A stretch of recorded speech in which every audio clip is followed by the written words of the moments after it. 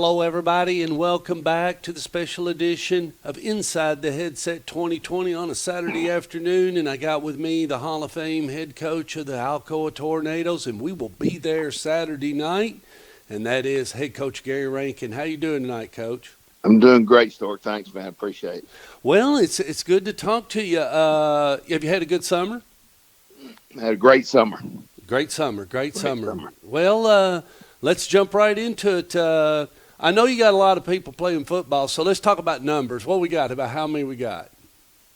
Well, on our squad, we've got our numbers are down a little bit. I'm not sure if that's true all over the state, but our numbers are down a little bit on our team.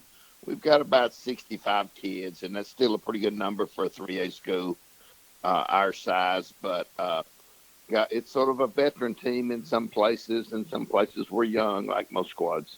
Okay, so talk to everybody else. Governor releases you and everything. Where were you when you got the release? As far as did you a week of running and then Well, start? we were actually out on the field doing some conditioning and doing some things, and I knew he was meeting, and I didn't know what was going to happen, but I was pretty surprised with the outcome, and he turned us loose that quick like that. So it excited our kids and excited our coaches, and hopefully we can get into this thing and see it through 15 weeks.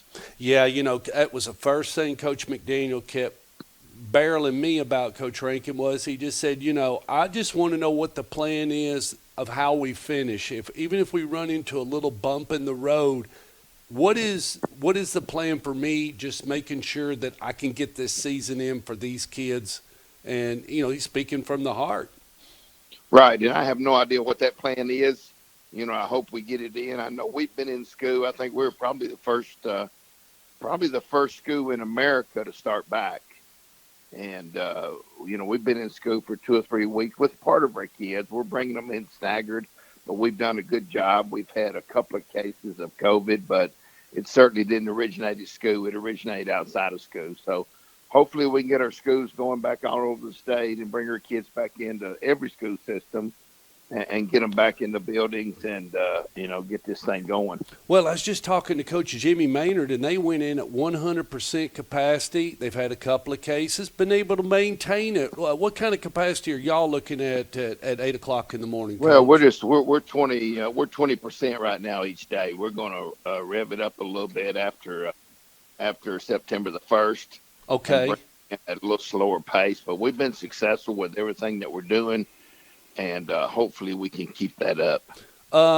Player-wise, how does that work out? Do you still have some of those at home? Are they rotating in and out of that system? No, we have all our players there, and we're providing masks in the dressing room, and we've got some helmet shields we've got ordered we're going to put on. So we're doing everything we can possibly do to protect our kids and make sure that they stay safe while they're with us. But the bad part about that, once we blow it up and they leave our school, we have no clue where they're going or who they're hanging out with. Or, a lot of them go to the creeks and the rivers and the lakes and swim together and stuff. So you don't ever know, but hopefully we can hold it down and do a good job at school.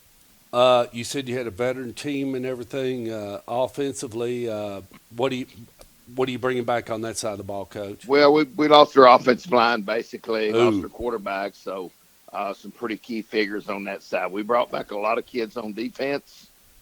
We had a pretty good defensive football team last year, so we think we can field a pretty good defense early in the year.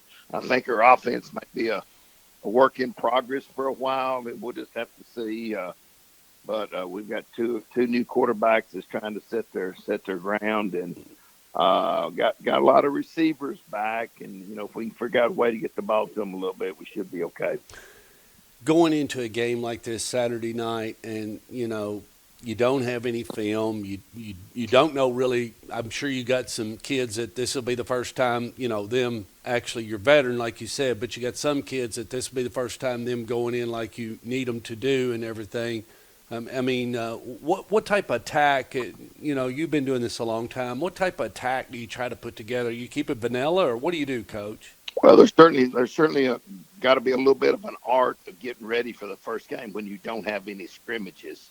And, we talked about that. We think we've approached that the best way that we can, but we're going in blind in some certain positions, and you can scrimmage and work against yourself, but it's not the same. No, no, no. So and I'm sure Blackman and every school in the state of Tennessee is the same way. It's going to be interesting the first game or two or three. We've tried to think it out and think what we need to do and the adjustments we need to make to get ready for the first game without having any scrimmages. So it's going to be interesting, and I'm sure there'll be a lot of mistakes made this weekend from a lot of different football players in the state of Tennessee, but hopefully most of them can work through those the first 2 or 3 weeks and get down to some pretty good football. Well, are we going to be at about a third capacity at your house Saturday night? We'll be more than a third. Okay. Probably more than a half, probably more than 3/4. Okay. We've got a big stadium. Okay. We are demanding that people wear masks. Oh, we are. We're coming early, and we're going to be wearing our mask, of course, and everything. And we feel like we've got it. We've got temperature people at the front desk and the front gates, and we've got medical people there, and we've got everything that we can to take care of our fans and our players. And we're going to open the gates pretty much full, I think, and see how it goes.